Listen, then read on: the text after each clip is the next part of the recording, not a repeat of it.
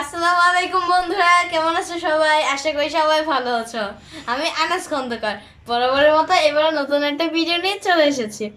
আচ্ছা, আমরা যে মাঝে মাঝে এই যে আহ, অসুস্থ হই, অসুস্থ হলে যে আমরা একটু চিকিৎসা নিই বা ডাক্তারের পরামর্শ নিই, আবার অতিরিক্ত অসুস্থ হয়ে গেলে আমরা যে হাসপাতালে যাই, ওইখানে থাকতে হয় কয়েকদিন।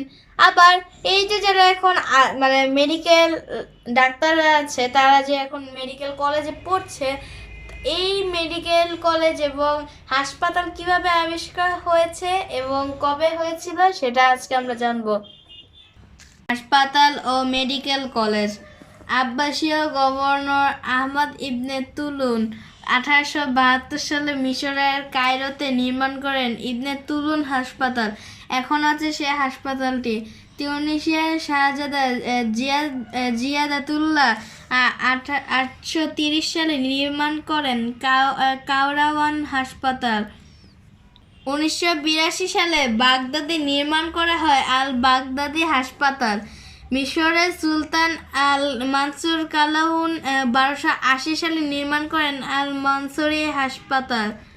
1154 সালে সুলতান নুরউদ্দিন জানকি দামেস্কে নির্মাণ করেন আল নুরি হাসপাতাল।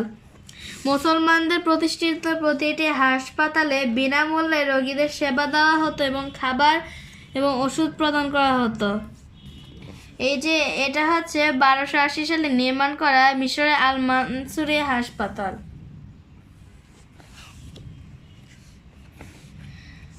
প্রতিটি বড় শহরে এক বা একাধিক হাসপাতাল প্রতিষ্ঠা করেছিল মুসলিমরা।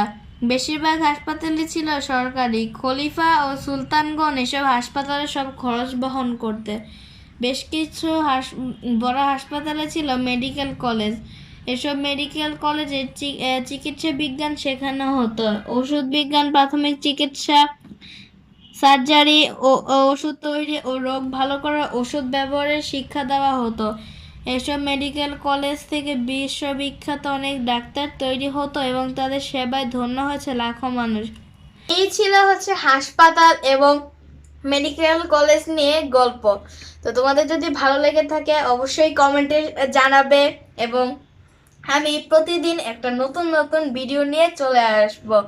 তো আল্লাহ হাফেজ।